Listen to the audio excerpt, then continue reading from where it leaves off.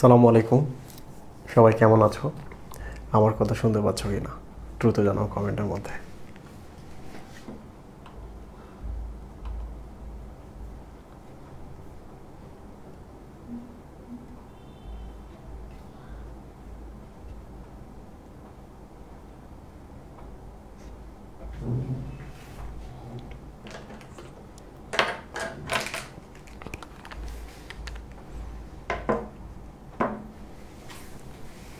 ওকে,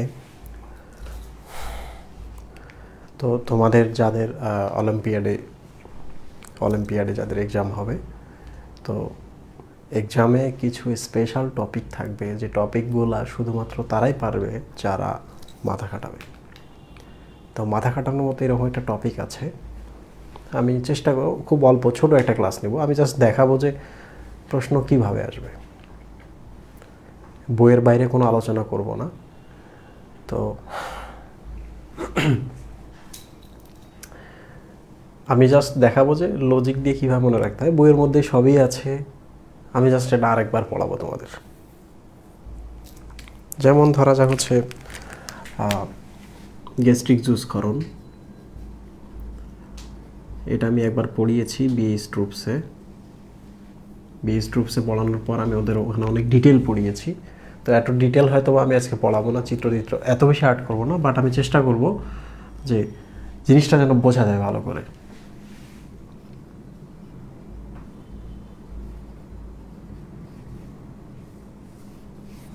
ধরা যাক এটি তোমার হচ্ছে মুখ, এটা হচ্ছে অন্ননালী, এটা হলো পাকস্থলী, এটা হলো পরিপাক নালী। তো তোমরা কি আমার কথা সবাই শুনতে পাচ্ছ? আমি একটু আস্তে কথা বলছি, কারণ এর আগে একটা ক্লাস নিয়েছি, অনেক জোরে কথা বলছি। দেখো, তুমি যখন একটা খাবার খাও, খাবারটা এখান থেকে ধীরে ধীরে এখানে চলে আসে, এখান থেকে এবার চলে যায়। তো খাবারটা এখানেও পরিপাক হয়, এখানেও পরিপাক হয়, এখানেও পরিপাক হয়, তাই না?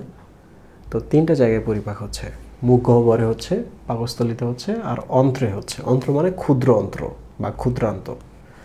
পরে যেটা আছে বৃহদান্ত, এটাতে কিন্তু হয় না তেমন পরিপাক, এখানে ভিন্ন ভিন্ন জিনিস ঘটে। তো খাবার মুখ হয়তো বা এখানে আছে, খাবার মুখে আসার আগে কিন্তু মুখে কিছু ঘটনা ঘটে। খাবার তুমি এখনো মুখে দাওনি, যেমন দেখো তোমার সামনে খাবার আছে, বা খাবারের গন্ধ শুনছো, বা খাবার দেখছো, তোমার মুখে কিন্তু লালাকরণ শুরু হয়ে গেছে। কিন্তু লালাক্ষরণ কখন হওয়ার কথা ছিল? মুখে যখন খাবার দিবা তখনই লালাক্ষরণ হওয়ার কথা ছিল। কারণ কি? লালার মধ্যে এনজাইম আছে, এনজাইমগুলো খাবার পরিপাক করবে। তো মুখে খাবার না আসলে তো লালার এনজাইম পরিপাক করতে পারবে না। তাহলে বলো তো, লালা কখন কাজ করার কথা, কখন ক্ষরণ হওয়ার কথা? মুখে যখন খাবার আসবে তখন লালাক্ষরণ হবে। বাট দেখো, খাবার তুমি দেখছো, খাবারের কথা ভাবছো, শুনছো, যেমন তেঁতুলের কথা চিন্তা করো, কাঁচা তেঁতুল, সামনে অনেক লবণ আছে, তো লবণ মেখে মেখে তুমি খাচ্ছ, শিরশির করতেছে। দেখো তোমার মুখে লালা চলে আসছে কিনা, মুখে আসছে? তেঁতুল কিন্তু তুমি খাও নাই, মুখে কিন্তু লালা চলে আসছে। এটা কিন্তু আনইউজুয়াল ব্যাপার, স্বাভাবিক না। তো এই আনইউজুয়াল ব্যাপারটা বা অস্বাভাবিক ব্যাপারটা কিন্তু আমাদের সবার ঘটে, তাই না? ঝড় আসবে কিছুদিন পর, 3 দিন আগে থেকে আমরা সাইক্লোন শেল্টারে গিয়ে উপস্থিত হয়ে গেছি। কি দরকার ছিল? যখন ঝড় আসবে ঝড়কে দেখে আমরা চলে যাবো, কিংবা ঝড়ের মধ্যে আমরা সাইক্লোন শেল্টারে চলে আসবো, হতেই পারতো। বাট পূর্ব প্রস্তুতি বলে একটা কথা আছে। সেম ব্যাপার, তুমি যখন খাবারটা এখানে নিয়ে আসো তখন এর কিছু এনজাইম ক্ষরণ হয়। খাবারটা যখন মুখে থাকে তখনও কিছু এখানে এনজাইম ক্ষরণ হয়। খাবারটা যখন এখানে ছিল তখনও এখানে এনজাইম ক্ষরণ হচ্ছে, অ্যাসিড ক্ষরণ হচ্ছে। খাবারটা যখন এই যে এখানে চলে আসে 2, তখনও ক্ষরণ হচ্ছে। খাবারটা যখন এই যে এখানে চলে আসলো তখন কিন্তু এখানে ক্ষরণটা কমে যাচ্ছে। কারণ খাবার কোথায় এখন? মুখ থেকে পাকস্থলীয় খাবার এই জায়গায়, তাহলে এখন এখানে কী হবে? ক্ষরণ কমে যাচ্ছে, তাই তো? আমি আরেকবার বলি, ধরা যাক এটা শ্বশুরবাড়ি, তো জামাই যে এখানে জামাই আর মেয়ে, তাহলে কী হবে? শ্বশুরবাড়িতে রান্নার বান্না শুরু হবে, তাই না? জামাই আর মেয়ে চলে আসে শ্বশুর বাড়িতে, তখন কী হবে? রান্নাবান্না তখনও কিন্তু শেষ হয় নাই। জামাই মেয়ে বাড়িতে আসলে কিন্তু রান্নাবান্না চলতেই থাকে। তাহলে দেখো তখনও কিন্তু ক্ষরণ হচ্ছে। একটা সময় তারা খানা পিনা করে চলে যাবে, এই যে দেখো চলে যাচ্ছে। তখন বলো তো এখানে কি হবে? রান্নাবান্না কি এখনও চলবে না রান্নাবান্না থামানো শুরু হবে? রান্নাবান্না থেমে যাওয়া শুরু হবে। তাহলে খাদ্য কয় জায়গায় আছে, কি কি ঘটনা ঘটছে আমি তোমাদের এখন বলি। খাবার যখন এখানে ক্ষরণ হচ্ছে, প্রিপারেশন নিচ্ছে, এনজাইম অ্যাসিড ক্ষরণ হচ্ছে। খাদ্য যখন এখানে, তখন এনজাইম অ্যাসিড ক্ষরণ হচ্ছে। খাদ্য যখন এখানে, তখন এনজাইম এবং অ্যাসিড ক্ষরণ কমে যাচ্ছে, তাই না? তাহলে বলো তো পাকস্থলীর ঘটনাগুলো কয়টা ধাপে বিভক্ত করলাম আমরা? 3টা ধাপে। এখানে যখন, এখানে যখন, আর নিচে যখন চলে গেছে তখন, তাই তো? ব্যাপারটা এমন না যে মুখে আসলেই এখানে ক্ষরণ হবে, বরং চিন্তা করছি তখন এখানে ক্ষরণ হতে পারে। ওকে, তাহলে আমি এখন তোমাদের দেখা স্টেজগুলা, তোমরা আমার কথা সবাই শুনতে পাচ্ছ কিনা?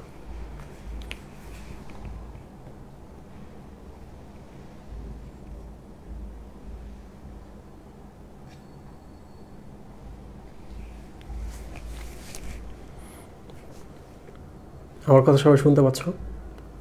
বুঝতে পারতেছো?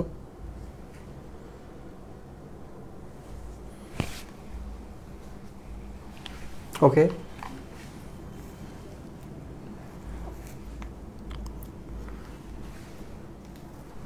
তাহলে আমি এক কাজ করলাম, 3টা ভাগ করলাম। দেখো, খাদ্য এখানে কিংবা খাদ্য এখন বাইরে। তোমার চোখ হলো এটা, এটা হলো তোমার ব্রেন, এটা তোমার চোখ, এটা তোমার ব্রেন। খাদ্য এখন কোথায়? হয়তোবা মুখে আসছে কিংবা মুখের সামনে, কিংবা তুমি খাদ্যের কথা ভাবছো, অ্যাবস্ট্রাক্ট খাদ্যের কথা চিন্তা করছো। তাহলে 3টা জায়গায় খাদ্য থাকতে পারে। তোমার চোখের সামনে হতে পারে, তুমি চিন্তা ভাবনা করতেছো খাদ্যের, কিংবা তোমার মুখে খাদ্য চলে আসছে। 3টা ঘটনা ঘটতে পারে। তো এই 3টা ঘটনায় দেখো কি হয়। খাদ্য তোমার চোখের সামনে, এই দেখো চোখে যাচ্ছে দৃষ্টি, এখান থেকে মাথায় যাচ্ছে। মাথায় এখন খবরটা করতেছে কি, এই যে এখানে পাঠিয়ে দিচ্ছে, একে বলছে তুমি এখন অ্যাসিড ক্ষরণ করো, তুমি এখন এনজাইম ক্ষরণ করো। আবার দেখো খাদ্যটা এই জায়গায়, তুমি খাদ্যের কথা চিন্তা করছো মাথা দিয়ে, মাথা এখন কী করছে, এই যে এখানে খবর পাঠাচ্ছে পাকস্থলীতে। তো পাকস্থলীতে যখন খবর পাঠাচ্ছে, এখন পাকস্থলী হয়, পাকস্থলী অ্যাসিড ক্ষরণ করছে, পাকস্থলী এখন কী ক্ষরণ করছে? এনজাইম। কারণ পাকস্থলীর মনে হয়েছে, মাথার মনে হয়েছে যে তুমি খাদ্যটা দেখছো এটা তুমি খাওয়া, মাথার মনে হয়েছে খাদ্যটা কথা তুমি ভাবছো তুমি খাদ্যটা খাবা, তাহলে পাকস্থলীকে প্রিপেয়ার করে রাখতে হবে।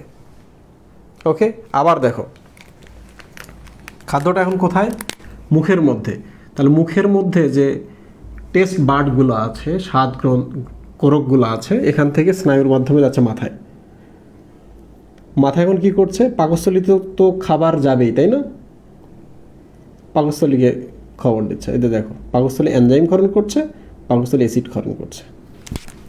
তাহলে 3টা ঘটনা ঘটতে পারে। তোমরা আমাকে বলো তো 3টা ঘটনাতে একজন জড়িত, 3টা ঘটনাতে, খাদ্য মুখে থাকুক, খাদ্যের কথা চিন্তা করো, খাদ্য বাইরে থাকুক, এই 3টা ঘটনাতে একজন জড়িত, তার নাম কি?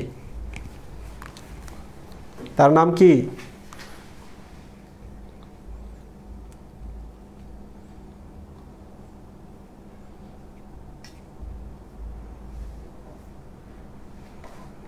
Thank you, brain. তাহলে আমরা এখন লিখতে পারি ব্রেন মানে হচ্ছে মাথা বা মস্তিষ্ক। মস্তিষ্কের আরেক ইংলিশ হচ্ছে সেফালিক, সেফালো মানে হচ্ছে মস্তিষ্ক। ক্লিয়ার? তাহলে মস্তিষ্ক পর্যায় বা সেফালিক পর্যায়, এইটা, এই ব্যাপারটার নাম হচ্ছে সেফালিক পর্যায়। হঠাৎ সেফালিক পর্যায় যখন মস্তিষ্ক পাকস্থলীকে পরিপাকের জন্য প্রস্তুত করে, এই ব্যাপারটার নাম হলো মস্তিষ্ক পর্যায় বা সেফালিক পর্যায়। যেহেতু মস্তিষ্ক নিজে একটা স্নায়ু, এবং স্নায়ু কানেকশনের মাধ্যমে সে খবর পায়, স্নায়ু কানেকশনের মাধ্যমে সে একে প্রিপেয়ার করতেছে। দেখো এই স্নায়ু, এই যে দেখো স্নায়ু, এই জন্য এটা আরেকটা নাম হতে পারে স্নায়ুবিক পর্যায়। তাহলে এই দুটো পর্যায়ের নাম হতে পারে। ইংলিশ হচ্ছে নার্ভাস ফেজ।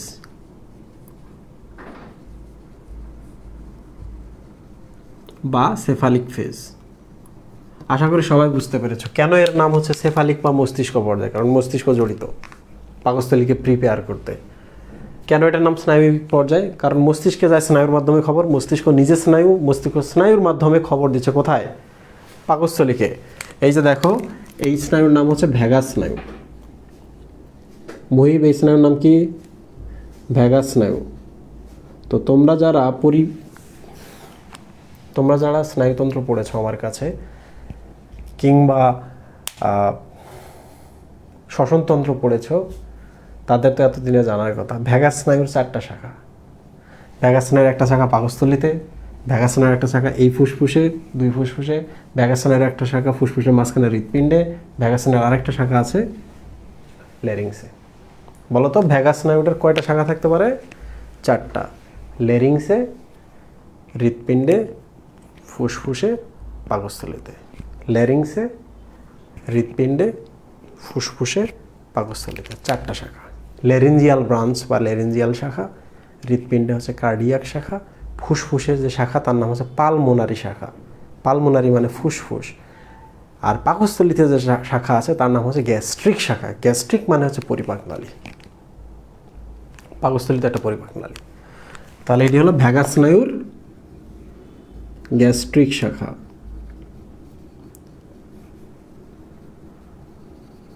ওকে প্রিয় স্টুডেন্ট, একটা পেলাম আমরা 1 নাম্বার। আশা করি সবাই বুঝতে পেরেছো। তাহলে কি করবে দেখো, ভ্যাগাস স্নায়ু যে এখানে আসবে, এসে স্নায়ুর মাধ্যমে এখানে কিছু গ্রন্থি আছে, এদেরকে বলবে আপনি এনজাইম ক্ষরণ করেন, আপনি HCl ক্ষরণ করেন। তাহলে তোমরা তো জানোই, গত ক্লাসে আমি বলেছিলাম HCl এনজাইমগুলোকে সক্রিয় করা শুরু করে দেয়। তাহলে খাবার আসবে তখন তাদের উপর কাজ করবে। বুঝতে পেরেছো? Web clear? তো অনেকের ব্যাপার আছে না, যে খাবার তৈরির মাঝখানে থাকো, মিষ্টির দোকানে সারাদিন থাকো, কিংবা রেস্টুরেন্টে রান্না করো, বানাও, তো তাদের যে প্রবলেমটা হয় সেটা হলো যে এগুলো স্টিমুলেশন যাইতে যাইতে যাইতে যাইতে ব্রেন টায়ার্ড হয়ে যায়। নার্ভাস ফেটিক বলেও কিছু কথা আছে। স্নায়ু একসময় কাজ করতে করতে স্নায়ু আর কাজ করে না, বুঝো নাই? এই যে দেখো, প্রথম 3টা লাগছে, এরপরে আর লাগতেছে না। লাগতেছে এখানের ব্যথা, অধিক শোকে কি হয়ে গেছে, পাথর হয়ে গেছে, তো নার্ভও ফেডিক হয়ে যায়। তাহলে অনেকেই ভাবো যে যারা মিষ্টি বানায় তারা কেন মিষ্টি খায় না, আরে খাইতে খাইতে ওদের নার্ভ ফেডিক হয়ে গেছে, দুর্বল হয়ে গেছে, তাই তো? ওকে, তাহলে আমরা একটা শাখা পেয়েছি, আমি এটা ইংলিশে লিখে রাখি, সেফালিক ফেজ। কি ঘটে তোমরা তো দেখেছো, কেন ঘটে এটাও দেখেছো। তাহলে তোমরা বইয়ের মধ্যে এটা পড়ে নিবা, যে খাদ্য দেখলে কিংবা মুক্তমুখ করলে এই আর কি। তো এখানে আমি আরেকটা কথা বলে রাখি, এই খাদ্যটার কথা তুমি ভাবছো, এই খাদ্যটা তুমি দেখছো, এরা কেউ তোমার মুখে যায়নি, তাই না? আচ্ছা, মুখের বাইরে, এটা তো মুখে। তো মুখের বাইরে যদি কোনো খাবার থাকে এবং সেটি যদি তোমার পরিপাক নালীতে যে কোনো ধরনের পরিবর্তন বা ঘটনা ঘটায়, খাবার মুখের বাইরে বাট পরিপাক নালীতে ঘটনা ঘটছে, তাহলে এই ব্যাপারটার নাম হলো একটা রিফ্লেক্স। এই রিফ্লেক্সের নাম হচ্ছে কন্ডিশনাল রিফ্লেক্স। কি রিফ্লেক্স? Conditional reflex. এই যে দেখো, মুখের মধ্যে খাদ্য আছে, এটা নাম হলো আনকন্ডিশনাল রিফ্লেক্স। ক্লিয়ার? ওকে, কন্ডিশন মানে শর্তযুক্ত। বলো তো কখন শর্ত মানুষ জুড়ে দেয়? Any idea? হ্যাঁ, এনি আইডিয়া? শর্ত তখনই জুড়ে দেয় যখন আসলে ওটা কাজের কিছু না, বা এখনো হাতে পায়নি অমুক তমুক, এরকম একটা ব্যাপার। তো এই যে ঘটনা ঘটছে, খাদ্যটা তোমার মুখে নাই, বাইরে আছে, তাহলে এই জন্য বাইরে থাকার জন্যও কিন্তু ঘটনা ঘটছে। তো এই যে এগুলার নাম হচ্ছে রিফ্লেক্স। এটা কিন্তু একটা রিফ্লেক্সের একটা লাইন। তো রিফ্লেক্স নিয়ে আমি বিস্তারিত যদি বলতে চাই একটু সময় লাগবে, বাট একটুকু মনে রাখো যে কোনো একটা জিনিস দেখলা কিংবা কোনো একটা জিনিস সেন্স করলা, বুঝলা, কোথাও খবর গেল হয় ব্রেনে কিংবা আমাদের সুষুম্না কাণ্ডে, সাথে সাথে আরেকটা জায়গায় গিয়ে একটা ঘটনা ঘটিয়ে দিল, এটার নামই হচ্ছে রিফ্লেক্স। মই বুঝতে পারতেছো? সবাই কি বুঝতে পারতেছে? ওকে, ঠিক আছে। কন্ডিশনাল রিফ্লেক্স বা সাপেক্ষ প্রতিবর্ত এবং অনাপেক্ষ প্রতিবর্তের কারণে এখানে এনজাইম এবং অ্যাসিডের ক্ষরণ হয়। ঠিক আছে, তাহলে এই ফেজটার নাম কি? Cephalic phase. তাহলে সেফালিক ফেজ সম্পর্কে আমরা একটা ধারণা পেয়েছি। এবার চলে আসি আমরা পরের ফেজটাতে। দেখো, খাদ্য মুখে বা মুখের বাইরেরটা আমরা শেষ করলাম, খাদ্য এখন এখানে চলে আসছে। তাহলে আমি একটু মিশাই ফেলি অন্যগুলা।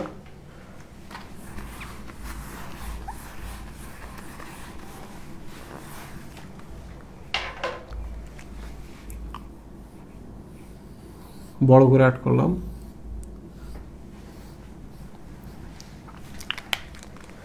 খাদ্য আগে এখানে ছিল কিংবা আশেপাশে ছিল। ওকে, খাদ্য এই যে এখানে চলে আসছে। এটি একটি খাদ্য কণা। প্রিয় স্টুডেন্ট, বলো তো, আমরা যখন খাই তখন তো কবজি ডুবিয়ে খাই, গলা পর্যন্ত খাই, তাই তো? খাদ্যটা যদি এখানে চলে আসে, খাদ্যটা কি দেয়ালগুলোকে চাপ দিবে না? দিবে কি না? খাদ্য যদি থলির মধ্যে আসে, সে দেয়ালগুলোকে চাপ দেওয়া শুরু করবে। দেয়ালগুলো তখন বুঝতে পারবে যে ভেতর থেকে কেউ আমার চাপ দিতেছে, যে আমি এখানে অনেক মানুষ হয়ে গেছে বা অনেক খাদ্য হয়ে গেছে, এটা পাকস্থলীর দেয়াল। এই যে দেখো, আমি একটা খাদ্য কণা দেয়ালকে চাপ দিচ্ছি। বলো তো এখন দেয়ালটা টের পাবে কি না? দেয়ালটা টের পাবে। কেন টের পাচ্ছে? কারণ খাদ্যগুলো তার শরীরে একটা স্ট্রেস তৈরি করতেছে, টান তৈরি করতেছে, তাই তো? এই যে আমি এখানে চাপ দিচ্ছি, তার মানে এখানে একটা টান তৈরি হচ্ছে। তাহলে এখানে কিছু স্নায়ু আছে। এই যে দেখো, এটা হচ্ছে প্রাচীর,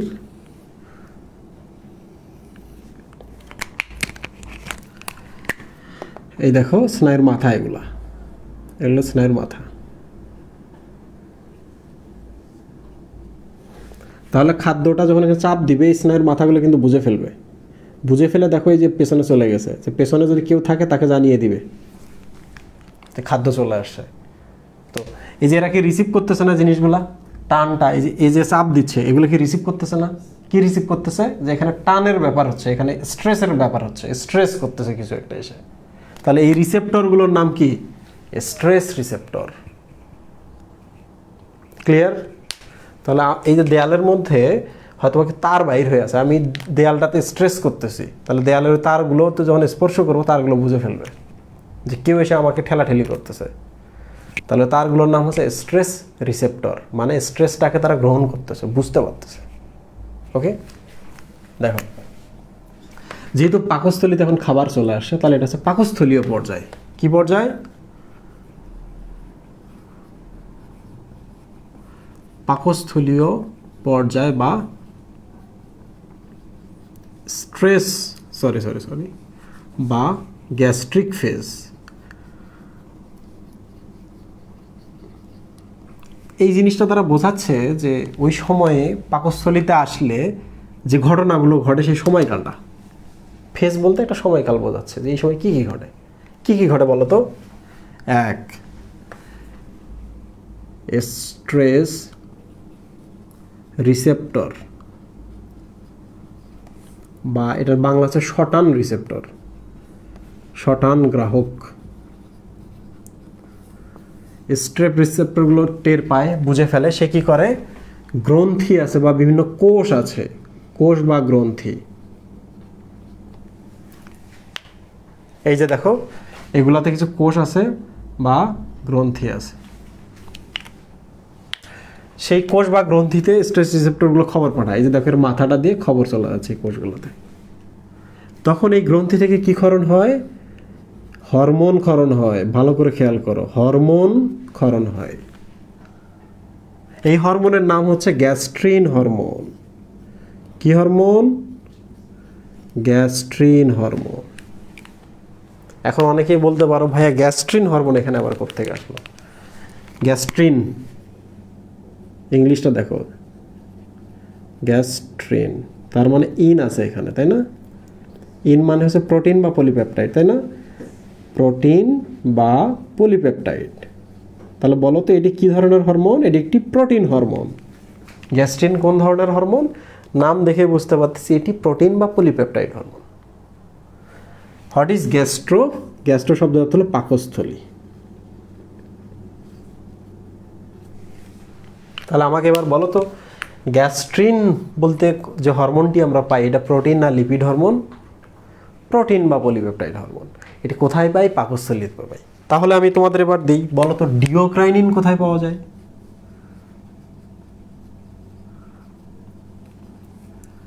দ্রুত কমেন্ট করে বলো তো ডিওক্রাইনিন কোথায় পাওয়া যেতে পারে? কিংবা অ্যান্টারোগ্যাস্ট্রন কোথায় পাওয়া যেতে পারে? এটাই বলো, ডিওক্রাইনিন কোথায় পাওয়া যেতে পারে?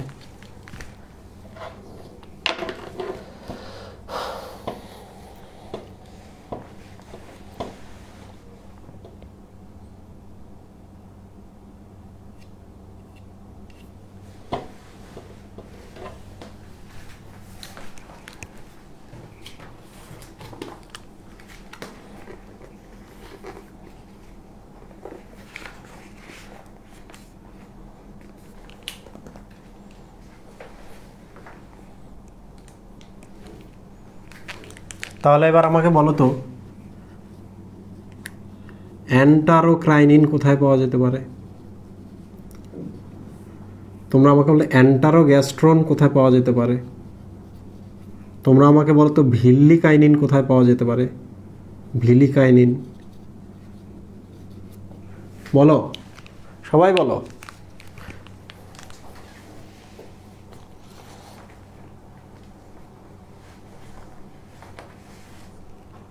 তোমরা যারা ডিওডেনাম বানান লেখো একটু দেখবা ওটা ডুওডেনাম।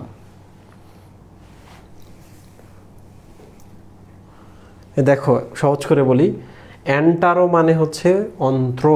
অন্ত্র মানে কি? পরিপাক নালী। তাহলে অ্যান্টারো মানে হচ্ছে অন্ত্র, এই অ্যান্টারো মানেও অন্ত্র।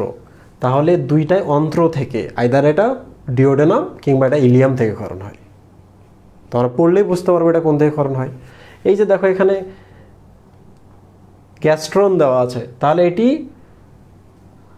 অ্যান্টারো শব্দ হতো পরিপাক নালী। দেখো এই যে এখান থেকে শুরু হয় কিন্তু অ্যান্টারো বা ক্ষুদ্রান্ত বা বৃহদন্ত্র, অন্ত্র শুরু হয় কোথা থেকে? পাকস্থলীর পর থেকে। তাহলে পাকস্থলীর পরে যে কোনো জায়গা থেকে অ্যান্টারো হরমোনটা ক্ষরণ হবে। যেহেতু শেষে গ্যাস্ট্রন আছে তাহলে এটা গ্যাস্ট্রন বা গ্যাস্ট্রিক বা পরিপাক নালীর কোনো ব্যাপার স্যাপারে জড়িত আছে। এই যে দেখো ভিলিকাইনিন, তোমরা যখন পড়বা তখন বুঝতে পারবে এটাও এরকম অন্ত্র থেকে ক্ষরণ হয়, বাট এটা ভিলাইয়ের উপর কাজ করে, ভিলাইয়ের কার্যকারিতা বাড়ায়।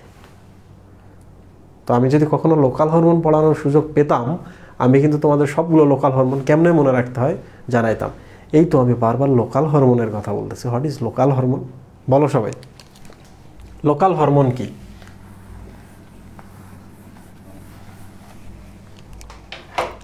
দ্রুত বলো।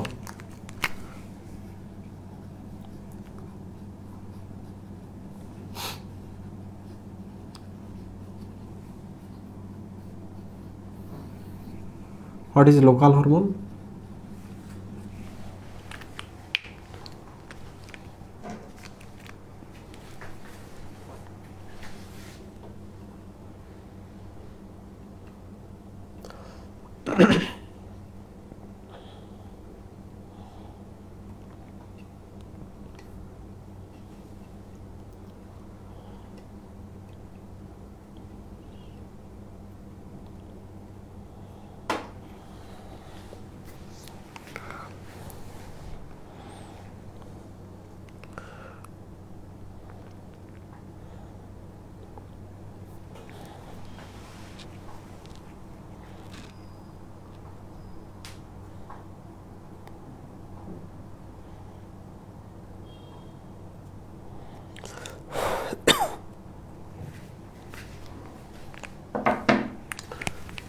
লোকাল মানে হচ্ছে স্থানীয়, স্থানীয় হরমোন। দেখো লোকাল হরমোন মানে হচ্ছে স্থানীয় হরমোন। এই যে দেখো ভালো করে এখানে এই যে স্নায়ুর মাথাটা এখানে গেছে, তাহলে এটা স্নায়ু মূল থেকেও ক্ষরণ হতে পারে কিংবা এটা কোষ থেকেও এই হরমোনটা ক্ষরণ হতে পারে। গ্যাস্ট্রিন হরমোন আমরা জানি এটা কোষ থেকে ক্ষরণ হয়। হয়ে দেখো সে ওখানেই কাজ করতেছে, কোথাও যাচ্ছে না। তাহলে সাধারণত লোকাল হরমোনগুলো কিছু এক্সেপশন আছে, আমি দেখাবো। লোকাল মানে স্থানীয় হরমোন মানে হচ্ছে যেখান থেকে উৎপন্ন হবে ওখানেই কাজ করবে। তাহলে তাড়াতাড়ি উৎপন্ন হচ্ছে, তাড়াতাড়ি কাজ করতে পারতেছে, কাজ শেষ হলে সে তাড়াতাড়ি বিনষ্ট হয়ে যাচ্ছে। ওকে, বাট হরমোনের সংজ্ঞাটা কী ছিল? এনজাইম যেখানে উৎপন্ন হয় পাশেই কাজ করে, কিন্তু হরমোন উৎপন্ন হয়ে রক্তের মাধ্যমে সারা দেহে বাহিত হতে পারে, তাই না? সারা দেহে বাহিত হয়, যেমন টেস্টোস্টেরন হরমোন তৈরি হচ্ছে শুক্রাশয়ে, বিচিতে, কিন্তু সে দেখো সারা দেহে সমস্ত লোমকূপের গোড়া আশপাশ সব জায়গায় গিয়ে সে কাজ করতেছে, তাই না? তাই তো কর্টিসল হরমোন ক্ষরণ হইতেছে অ্যাড্রেনাল কর্টেক্স থেকে, সারা দেহে গিয়ে কাজ করতেছে। থাইরয়েড হরমোন উৎপন্ন হচ্ছে কিন্তু থাইরয়েড গ্রন্থি থেকে, এখান থেকে সে সারা দেহের সব কোষে গিয়ে কাজ করছে। এরা কিন্তু স্থানিক হরমোন নয়, লোকাল হরমোন নয়। লোকাল হরমোন কোনগুলাই? পরিপাকতন্ত্রে আমরা যেগুলো পাই। ওকে, তাহলে আমরা গ্যাস্ট্রিন নামে যে হরমোনটা পেয়েছিলাম ওটি দেখো ওখানে কাজ করতেছে, দ্যাট ইজ লোকাল হরমোন। ঘটনা শেষ। এই যে দেখো, তাহলে বলো তো স্ট্রেস রিসেপ্টরগুলো যদি বোঝে খাদ্য আসছে, তাহলে পাশে ওখানে যে কোষ আছে কোষকে বলবে যে আপনি, কোষ বা গ্রন্থিকে বলবে যে আপনি হরমোন ক্ষরণ করেন। কী হরমোন? গ্যাস্ট্রিন। গ্যাস্ট্রিন যখনই ক্ষরণ করবে এই হরমোনটা, এই যে পাশেই কোষ আছে, কি কোষ? HCl তৈরিকারী কোষ। পাশে একটা প্যারাইটাল কোষ আছে, প্যারাইটাল কোষ। এই কোষগুলো সম্পর্কে তোমাদের পড়া উচিত। প্যারাইটাল কোষকে বলবে তুমি HCl ক্ষরণ করো। HCl ক্ষরণ না হলে এনজাইম তো সক্রিয় হবেই না, বাকি এনজাইমগুলো ক্ষরণ হলেও HCl হরমোন, HCl অ্যাসিডটাকে সবার আগে ক্ষরণ করতে হবে, HCl-কে। ওকে, তাহলে আমরা পরিপাকের জন্য দেখো হাইড্রোক্লোরিক অ্যাসিড ক্ষরণ করতে পারলাম কিভাবে? স্ট্রেস রিসেপ্টরের মাধ্যমে। আশা করি সবাই এটা বুঝতেছো। আরও আছে, আর কি আছে এবার আমি তোমাদের দেখাই। তাহলে HCl আমরা ক্ষরণ করেছি, আশেপাশের হচ্ছে কিছু এনজাইমও ক্ষরণ করেছি। ওকে, এক ছিল স্ট্রেস রিসেপ্টর। এবার চলে আসি আমরা প্লেক্সাস।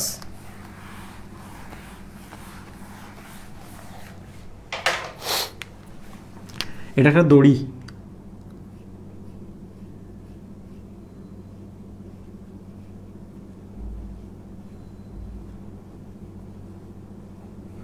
দড়িগুলো এরকম না, পেঁচানো থাকে না? তারপর দড়িগুলো তুমি তো ভাগ করো, দেখবা যে এরকম একটা ভাগ বের হলো, এরকম একটা ভাগ বের হলো, এরকম একটা ভাগ বের হলো, হয় কি না? তোমরা কি জানো হোয়াট ইজ প্লেক্সাস?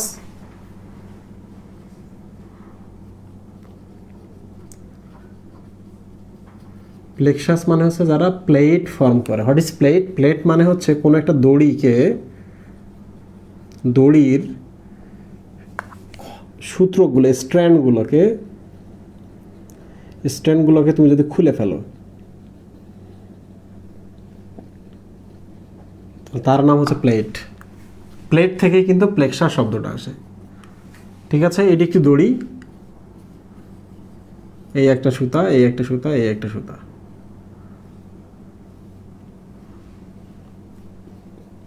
দেখছো? তাহলে এই জায়গাটা হলো প্লেক্সাস।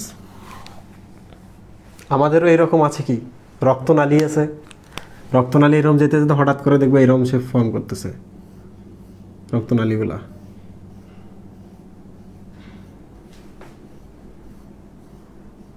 দেখছো? এটি হলো রক্তনালী।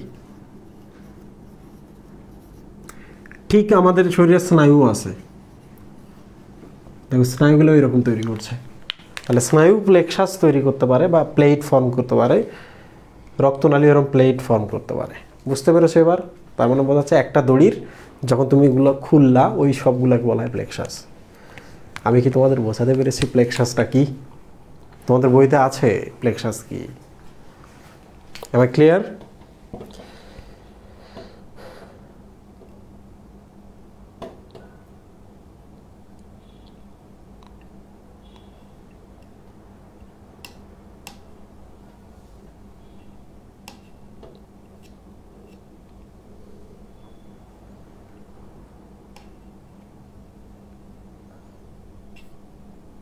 ওকে, থ্যাংক ইউ।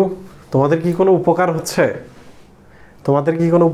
এই যে একটার পর একটা ক্লাস সাধারণত অনলাইনে নিলে একটা প্রবলেম হয়, সেটা হলো যে দীর্ঘক্ষণ ধরে আমি ক্যামেরার দিকে তাকায় কথা বলা খুব মুশকিল।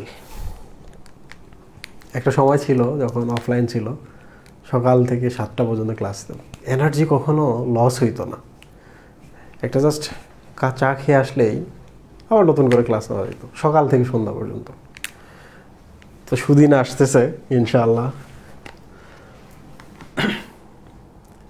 তো আমি এখন একটা স্ট্রেস রিসেপ্টর কীভাবে কাজ করে আমি দেখিয়েছি, এবার আমি দেখাবো প্লেক্সাসগুলো কীভাবে কাজ করে।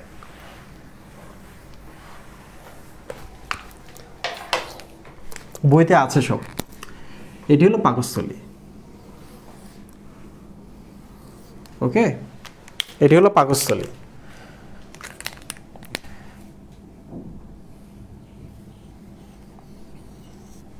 এই হচ্ছে ঘটনা।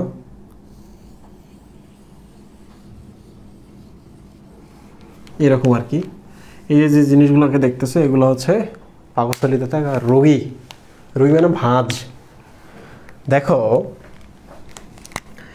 এই কোষ, এই ভাঁজগুলো জুড়ে কিছু কোষ থাকে। প্যারাইটাল কোষ থাকতে পারে, জি কোষ থাকতে পারে যেখান থেকে গ্যাস্ট্রিন ক্ষরণ হয়, তাহলে এই যে এখান থেকে এইচসিএল ক্ষরণ হয়।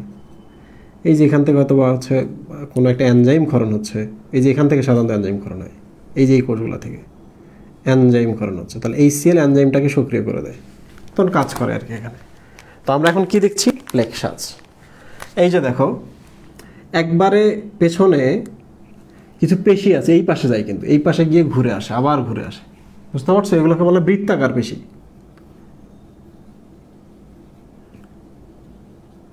ওকে। এগুলো হচ্ছে বৃত্তাকার পেশি। এরকম আবার বৃত্তাকার না, বৃত্তাকার মানে হচ্ছে যে এটা একটা থলি হয়, তাহলে পুরো থলিটাকে তারা পেঁচিয়ে থাকে, এই পাশে যায় গিয়ে ওই পাশে গিয়ে ঘুরে আবার আসে, আবার এই পাশে চলে যায়, বুঝো নাই? ওকে। আর কিছু থাকে হচ্ছে অনুলম্ব। অনুলম্ব, লম্ব বরাবর থাকে তারা। এই যে দেখো এটা লম্ব না পাকস্থলী, না এটা লম্ব মুহিব, এটা লম্ব, তাহলে এইরকম কিছু পেশি থাকে।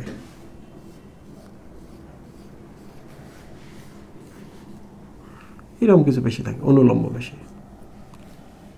তাহলে আমরা পেশি স্তর পেলাম কিন্তু। দেখো এই স্তরটার নাম হলো সেরোসা, এই লাস্টের স্তরটা।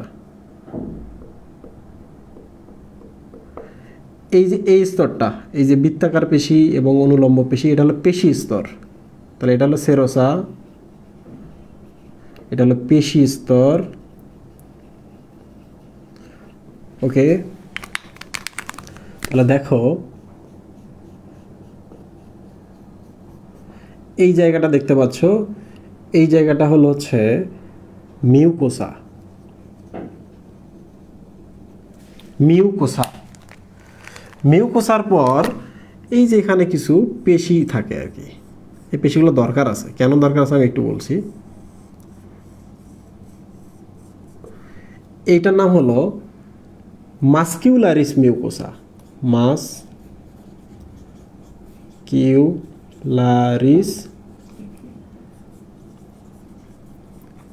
Mucosa, okay. What is muscularis mucosa? এর নিচে তো এটা মিউকোসা স্তর।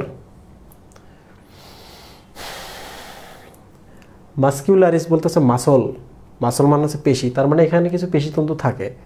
প্রশ্ন হতে পারে ভাই এখানে কেন পেশিতন্তু থাকে? এগুলোর কথা বুঝলাম না, যে এরা যখন এই যে গোলাকার পেশিগুলো যখন সংকুচিত হয় না এরকম করে থাকে, খাদ্যটাকে এরা চাপ দেয়। এই লম্ব বরাবর যে পেশিটা থাকে এরা মোচড় দেয় খাদ্যটাকে, খাদ্য গুঁড়া হয়ে যায়। এখানে যারা থাকে বৃত্তাকার পেশি কী করে? এরকম চাপ দেয় সংকুচিত হলে। এই যে লম্ব বরাবর যে পেশিটা আছে এটা যে সংকুচিত হয় পাকস্থলীটা এটা মোচড় দেয়। তাহলে এই পেশিগুলোর কাজ কি? এই পেশিগুলোর কাজ হচ্ছে এরা যদি সংকুচিত হয়, দেখো ভালো করে, তাহলে এখান থেকে ক্ষরণ হয় সহজে, বুঝতে পেরেছ? আচ্ছা, ভেরি গুড। তাহলে এবার আমি তোমাদের দেখাই প্লেক্সাস। প্রিয় স্টুডেন্ট, এই যে এখানে কিছু প্লেক্সাস থাকে,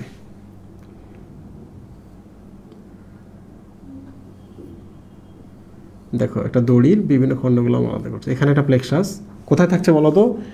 সাবমিউকোসা স্তর এবং এই যে অনুলম্ব পেশি যেগুলো আছে এর মাঝামাঝি। আরেকটা প্লেক্সাস থাকে কোথায়? এই যে এখানে থাকে, এখানে কিছু প্লেক্সাস থাকে, বুঝছস মোহে? তাহলে বলতো প্লেক্সাস দুটো কোথায় থাকে? দুই জায়গায়। একটা হলো মাসকিউলারিস মিউকোসা এবং পেশি স্তরের মাঝখানে, আর একটা হলো পেশি স্তরের দুই পেশির মাঝখানে, বৃত্তাকার পেশি অনুলম্ব পেশির মাঝখানে। ওকে, তো দুইটা যে দুই জায়গায় যে দুইটা হচ্ছে প্লেক্সাস পেলাম, এই প্লেক্সাসগুলোর নাম বলি। এটা হলো মাস্কুলারিস মিউকোসা, আর এই জায়গাটার নাম হলো সাব মিউকোসা, মানে মিউকোসার পরে। এটা একটা মিউকোসা, এটাও একটা মিউকোসা, এর পরে যে মিউকোসা থাকে তার নাম হলো সাব মিউকোসা। থাকে না ইন্সপেক্টরের পরে হচ্ছে সাব ইন্সপেক্টর, এরকম নিচে বা পরে, এটার নাম হলো সাব মিউকোসা। এটাও মিউকোসা, এটাও মিউকোসা, এরপর সাব মিউকোসা। তাহলে আমাকে বলো তো সাব মিউকোসায় যে প্লেক্সাস থাকবে তার নাম কি? সাব মিউকোজাল প্লেক্সাস, তাই তো? আর এই যে দেখো এখানে যে প্লেক্সাসটা আছে এটার নাম হলো কি নাম? মাইয়েন্টেরিক প্লেক্সাস। দেখো সাবমিউকোসাল প্লেক্সাস হচ্ছে কি অনুসারে? অবস্থান অনুসারে নামকরণ করা হয়েছে, অবস্থান অনুসারে এর নামকরণ করা হয়েছে। বাট এই পেশি স্তরের ভেতরে যে আছে তার নাম হচ্ছে মাইয়েন্টেরিক প্লেক্সাস। নামটা একটু দেখো তোমরা, আমি একটু এখানে মিশাই দেই। মায়ো মানে হচ্ছে পেশি, তাহলে এরা কোথায় আছে? পেশি স্তরে আছে। এন্টেরিক মানে হচ্ছে পরিপাক নালী, পরিপাক নালী। তাহলে বলো তো মাইয়েন্টেরিক প্লেক্সাস কোথায় আছে? পরিপাক নালীর পেশি স্তরে আছে, পেশি স্তর এখানে আছে। মহিব, বুঝতে পেরেছো? এখন তোমরা আমাকে দ্রুত বলো, এই পর্যন্ত বুঝতে পেরেছি, আপনি প্রসিড করেন, শেষ করেন, এরপর আমি শেষ করে দেব।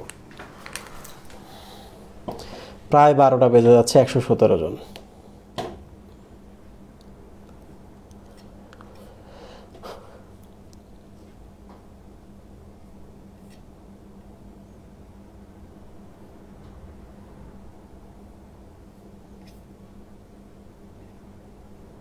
বলো তো আমি ফ্রি ক্লাস কেন নিই না?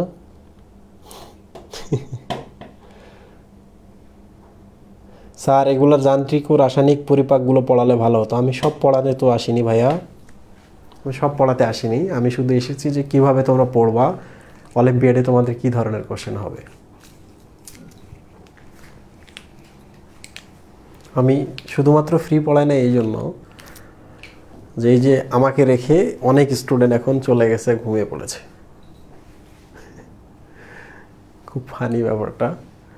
তো তুমি পড়াচ্ছ, তুমি প্রেশার দিচ্ছ, কষ্ট করতেছো, কেউ তোমার পাত্তা দিতেছে না। পেমেন্ট নাও, এরপর তারা ঘুমাতে যাক, গায়ে লাগে না।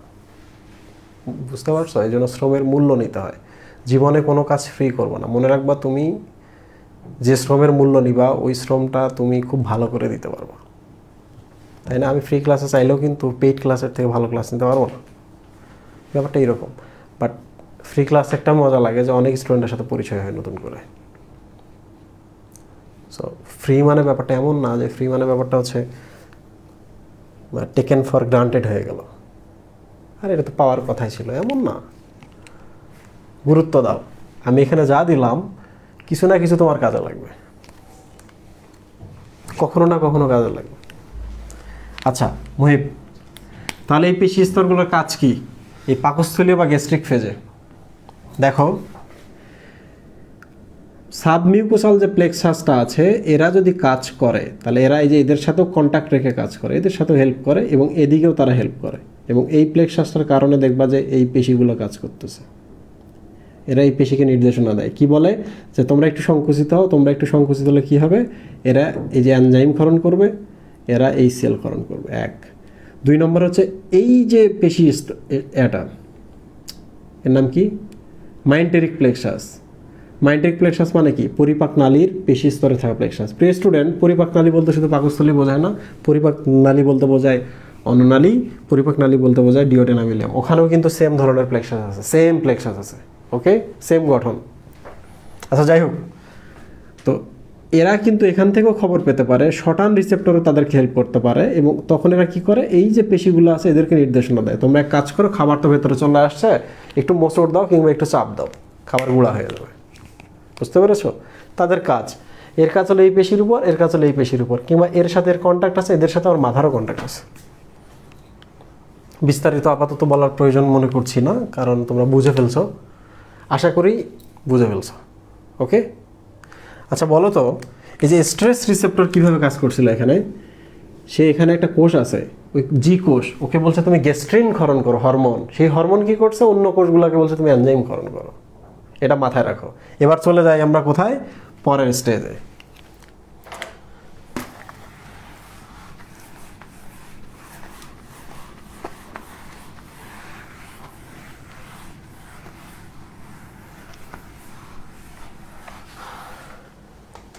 প্রিয় স্টুডেন্ট, এটা হলো পাকস্থলী, এটা হলো ডিওডেনাম।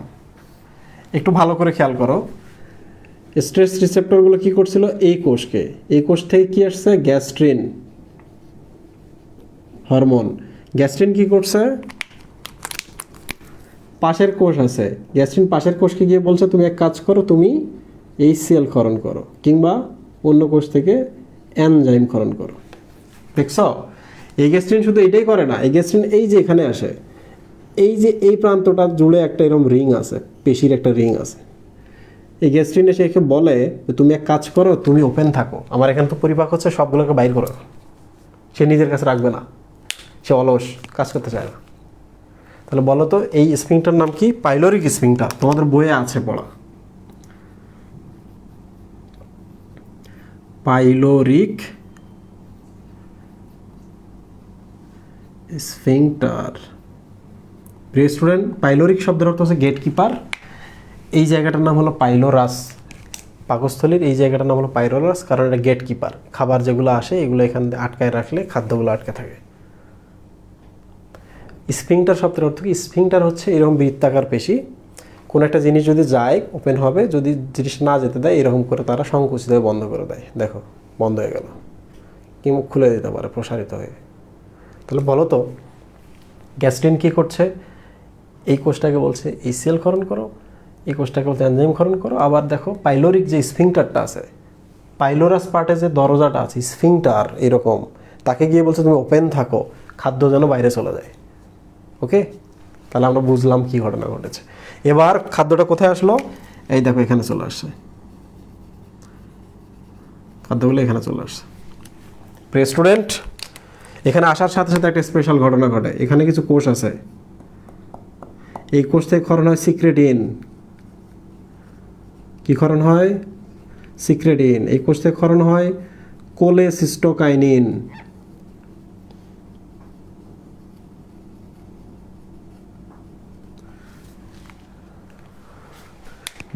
আমি এখনই ক্লাস শেষ করব, আমার মনে হচ্ছে ক্লাস বাড়ানো উচিত হবে না, 47 বাজে, আর 10 মিনিট ক্লাস নেব। ওকে, 10 মিনিট একটু কষ্ট করো। দেখো, সিক্রেটিন নাম দেখে মনে হচ্ছে কোনো কিছু সিক্রেশন করে। আবার দেখো মুহিব, সিক্রেটিন, তাহলে এটি একটি প্রোটিন হরমোন, প্রোটিন বা পলিপেপটাইড হরমোন।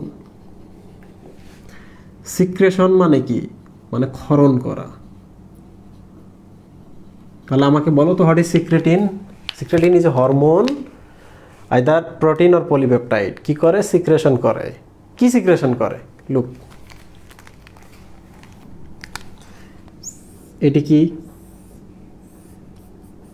অগ্নাশয়। দেখো অগ্নাশয় থেকে এখানে একটা নালী আছে এই জায়গায়, বুঝতে পেরেছ? এটা কি, এটা হচ্ছে যকৃৎ। যকৃৎ থেকেও দেখো একটা নালী আছে,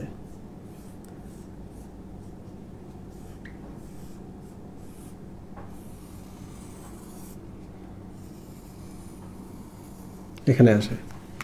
দেখো খাদ্য এখানে চলে আসছে, এই খবরটা এরা পেয়ে গেছে। ওই যে সেমভাবে যেভাবে রিসেপ্টরগুলো কাজ করে, স্ট্রেস রিসেপ্টর যেভাবে ওখানে গিয়ে প্লেক্সাসগুলো কাজ করে, সিক্রেটিন হরমোন ক্ষরণ হয়েছে। সিক্রেটিন হরমোনের কাজ কি? সিক্রেশন করবে। কি সিক্রেশন করবে? এই যে এর কাছে গিয়ে বলছে তুমিও সিক্রেশন করো, এখান থেকে এই যে দেখো একে গিয়ে বলছে তুমিও সিক্রেশন করো। কি সিক্রেশন করো? তোমরা একটু বাইকার্বনেট আয়ন দাও আমাকে। তাহলে এই বাইকার্বনেট আয়ন তৈরি করে দেখো এখানে দিল, এও বাইকার্বনেট আয়ন তৈরি করে দেখো এই যে এখানে দিল। ক্লিয়ার? স্টুডেন্ট দেখো উপর থেকে কি আসতেছে? HCl। খাবারের সাথে কি আসতেছে? HCl। HCl আর দেখো এখানে বাইকার্বনেট, ক্ষারীয় আয়ন, ক্ষার, অ্যাসিড। ক্ষার আর অ্যাসিড কী হবে? নিউট্রাল হবে। তাহলে এই জায়গায় যে অ্যাসিডগুলো আসতেছে, অ্যাসিডগুলো দেয়ালের ক্ষতি করতে পারে। পাকস্থলীর নিজের হয়তো বা প্রোটেকশন আছে, এদের নাই। তাহলে এই জন্য বাইকার্বনেট আয়নগুলো ওখান থেকে প্রচুর পরিমাণ ক্ষরণ করে, কে? সিক্রেটিন গিয়ে গিয়ে বলে যে আমার এখানে খাবার আসছে, বাইকার্বনেট আয়ন দাও, নইলে দেয়ালকে বাঁচানো যাচ্ছে না, পাকস্থলী থেকে HCl চলে আসছে। ওকে, আচ্ছা এবার দেখো সিক্রেটিন শুধু এই কাজটাই করে না, সিক্রেটিন আরও একটা কাজ করে। কি কাজ করে?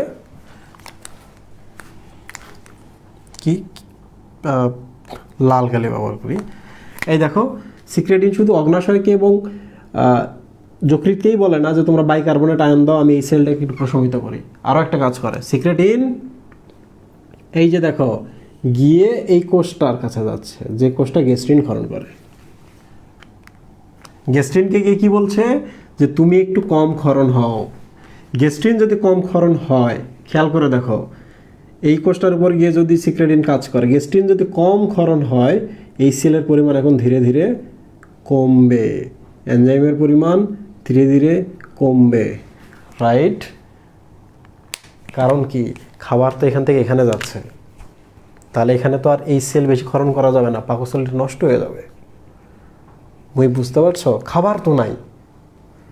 বুঝতে পারছো সিক্রেটিন কি করে? যে HCl আসছে তাদেরকে আটকাইতেছে বাইকার্বনেট নিয়ে এসে, আর উপরে গিয়ে HCl এর ক্ষরণও বন্ধ করে দিচ্ছে। বুঝতে পেরেছো? আচ্ছা আরেকটা কথা এখানে বলে রাখি, এখানে আমরা HClটা আসলে কমাইছি দুইটা কারণ। একটা হলো এই HClটা যেন দেয়ালগুলোর ক্ষতি না করতে পারে, এক। দুই নম্বর হচ্ছে এই HClগুলো থাকলে অ্যাসিড হয়ে থাকে, এই জায়গাটা অ্যাসিড হয়ে থাকলে কিছু এনজাইম আছে কাজ করতে পারে না অ্যাসিড মাধ্যমে। কোন এনজাইমগুলো? এই যে এখানকার এনজাইম আর এই এখানকার এনজাইমগুলো আর নিজের এনজাইমগুলো খাদ্যের উপর কাজ করতে পারে না। কারণ কি জানো? কারণ হচ্ছে এনজাইমগুলো কেউ আছে অ্যাসিড মাধ্যমে কাজ করে, কেউ ক্ষারীয় মাধ্যমে কাজ করে। আর অন্ত্রকে ক্ষারীয় মাধ্যমে না রাখলে অন্ত্রের এনজাইমগুলো এবং অগ্নাশয়ের এনজাইমগুলো কাজ করতে পারে না। এরা হচ্ছে ক্ষারীয় এনজাইম, মানে ক্ষারে কাজ করে এনজাইম। বুঝতে পেরেছো? এই জন্য তোমরা এক কাজ করবা, কোষ রসায়ন চ্যাপ্টারটা বের করো, কোষ রসায়ন। গিয়ে দেখবা যে পাকস্থলীর এনজাইমগুলো প্রায় হচ্ছে 1 থেকে 3-এর মধ্যে কাজ করে পিএইচ, বাট দেখবা এখানকার এনজাইমগুলো মোর দ্যান 8 বা মোর দ্যান 8-এ কাজ করে, পিএইচে কাজ করে, মানে ক্ষারীয় মাধ্যমে কাজ করে। এটা প্রমাণ, এটা আমি যে ভুল বলছি না, এটা তার প্রমাণ।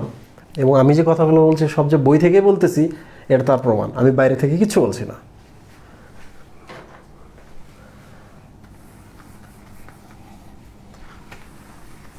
আচ্ছা মুহিব কি করলো? সে বাইকার্বনেট আয়ন এখান থেকে নিয়ে আসলো সিক্রেটিন, আর একটা কাজ করলো কি, গ্যাস্ট্রিন যে কোষ থেকে ক্ষরিত হয় সেখানে গিয়ে এসে কাজ করলো, গ্যাস্ট্রিন ক্ষরণ কমাই দিল।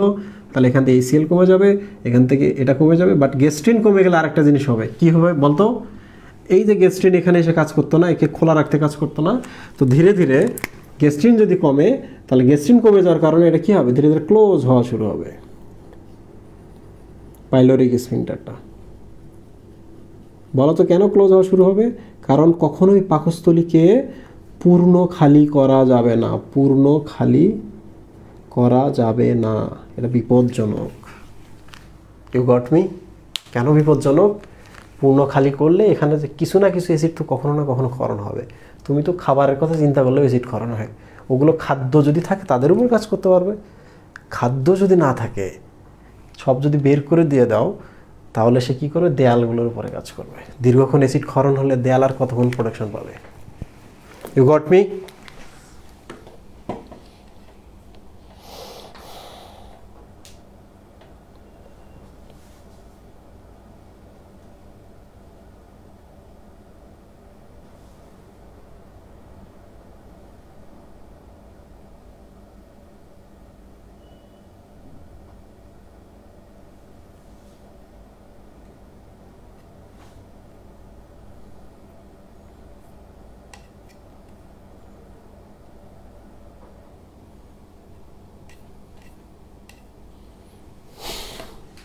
ইন্টারমিডিয়েট 2 বছর শেষ করে ফেলবা, কেউ তোমাকে এসে বুঝিয়ে দেবে না। ওকে, তো আমরা দেখলাম কিন্তু সিক্রেটিনের কাজ দেখেছি, গ্যাস্ট্রিনের কাজ কীভাবে সিক্রেটিন থামায় আমরা এটা দেখেছি। প্রবলেমটা কোন জায়গায়?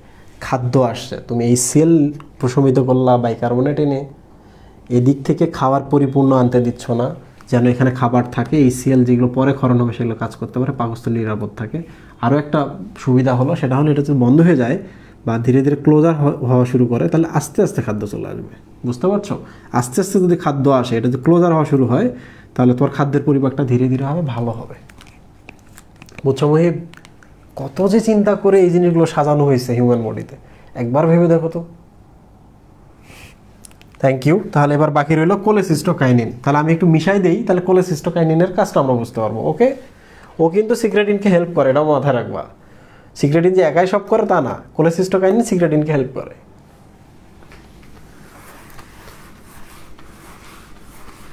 তাহলে আমি আরেকটা ছবি অ্যাড করি, এটা হচ্ছে লাস্ট ছবি।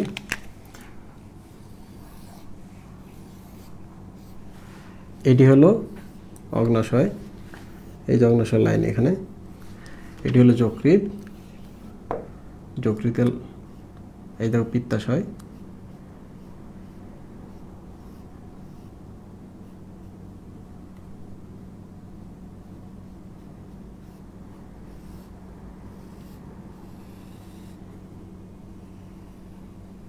আর একটু সময় নেওয়া লাগতো ছবিগুলো ভালো করে দেখানোর জন্য।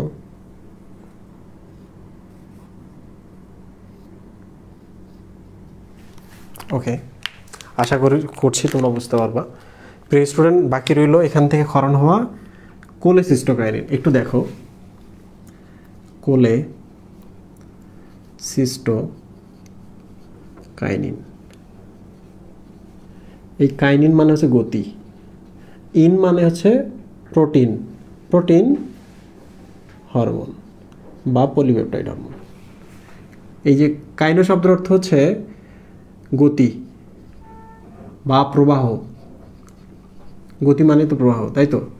সিস্ট মানে হচ্ছে থলি, সিস্ট মানে হচ্ছে থলি, কোলে শব্দের অর্থ হচ্ছে পিত্ত।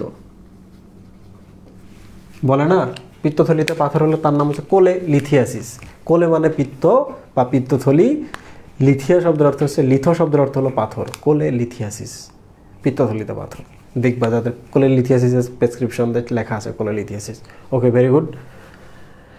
তো নামটা আমি বলেছি, কোলে শব্দ তো পিত্ত, সিস্ট শব্দের অর্থ হলো থলি, পিত্তথলি, প্রবাহ বাড়ানো। ওকে, তাহলে দেখো এখান থেকে কোলেসিস্টোকাইনিন হরমোনটি এই যে পিত্তথলিতে যায়, গিয়ে পিত্তথলির গায়ে পেশি আছে কি না মুহিব? আছে। পেশিগুলোকে বলে তোমরা একটু চাপ দাও, যদি চাপ দেয় তাহলে দেখো এখানকার যে পিত্তরসগুলো আছে সঞ্চিত, এগুলো দেখো আসতে শুরু করছে। তাহলে বলো তো কোলেসিস্টোকাইনিন কোথায় কাজ করে? এই যে পিত্তথলির দেয়ালে যে পেশিগুলো আছে তাদেরকে গিয়ে বলে একটু, তাদেরকে বলে চাপ দাও। তাহলে এখানে কি আসলো? পিত্তরস। পিত্তরসের নানা কারণ আছে, কাজ আছে, পিত্তরসে কোনো এনজাইম নেই, এটা মাথায় রাখবা। আর একটা কাজ করে এই কোলেসিস্টোকাইনিন, এই অগ্নাশয়ে যায়, অগ্নাশয়ে গিয়ে বলে যে আপনি একটু হরমোন এনজাইম দেন। তাহলে এই যে দেখো এগুলো হচ্ছে এনজাইমের গ্রন্থি, এই যে এনজাইম আসতেছে, এনজাইমের গ্রন্থি, এই যে এনজাইম আসতেছে, এই এনজাইমগুলো কী করবে? এই পাশে এই যে দেখো আসতেছে, তাহলে এখানে কী হবে? পরিপাক হবে। প্রিয় স্টুডেন্ট, কোলেসিস্টোকাইনিন কোথায় কোথায় যায়? পিত্তথলির প্রাচীরে যায় পিত্তরস ক্ষরণের জন্য। আর কোলেসিস্টোকাইনিন কোথায় যায়? অগ্নাশয়ে। একটু দেখো, অগ্নাশয় মানে হলো প্যানক্রিয়াস, প্যানক্রিয়াস।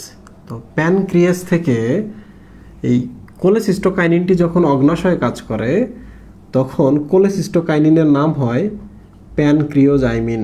কি বলে? প্যানক্রিওজাইমিন। PKZ, pancreozymin. তাহলে একই হরমোন, নাম আলাদা। ঠিক আছে, এই যে দেখো আমি একটু দেখাই। প্যানক্রিয় শব্দের অর্থ হলো অগ্নাশয়, জাইম শব্দের অর্থ হলো এনজাইম, ইন মানে হলো কি প্রোটিন বা পলিপেপটাইড হরমোন। এবার দেখো প্যানক্রিওজাইমিন শব্দের অর্থ হলো অগ্নাশয়ে কাজ করে যে এনজাইম। তাহলে এই এনজাইমটা যদি অগ্নাশয়ে গিয়ে কাজ করে তাহলে অগ্নাশয় থেকে কী করবে, এনজাইম ক্ষরণ করে নিয়ে আসবে। সরি, প্যানক্রিওজাইমিন একটি হরমোন যেটি অগ্নাশয়ে গিয়ে কাজ করে, সেখান থেকে এনজাইম ক্ষরণ করে, এনজাইমগুলো এখানে আসবে, কাজ করবে। এবার বুঝতে পেরেছো? তাহলে এখানকার পরিপাকটা হয়ে গেল। তাহলে আমরা 3টা পরিপাক দেখলাম, সেফালিক দেখলাম, গ্যাস্ট্রিক দেখলাম। এখানে যে ঘটনাটা ঘটলো খাবার আসার পর, এটার নাম হলো আন্ত্রিক পর্যায় বা এন্টেরিক ফেজ। কি আন্ত্রিক পর্যায় বা এন্টেরিক ফেজ? তাহলে এতক্ষণ আমরা আসলে কি দেখছিলাম?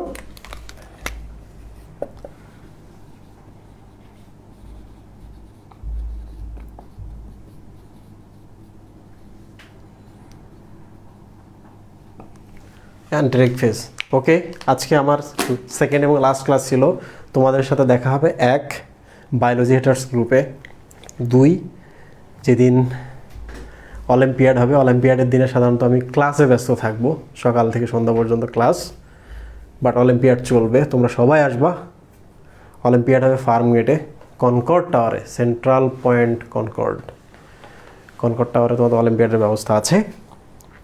আর যারা সেদিন ফার্ম গেটে ক্লাস করবে সেদিন ক্লাসে চলে আসবা। অলিম্পিয়াড দিবা, ক্লাসে ক্লাস করবা, কিংবা ক্লাস করে দেন অলিম্পিয়াড দিবা। তোমাদের জন্য আলাদা আলাদা টাইমিং থাকবে। তো যারা আগে ক্লাসের টাইমে ক্লাস করবা তাদের আমরা পরে অলিম্পিয়াডের ব্যবস্থা করে দেবো, ঠিক আছে? কয়েক শিফটে হবে। সবাইকে অনেক ধন্যবাদ, দেখা হচ্ছে, আল্লাহ হাফেজ।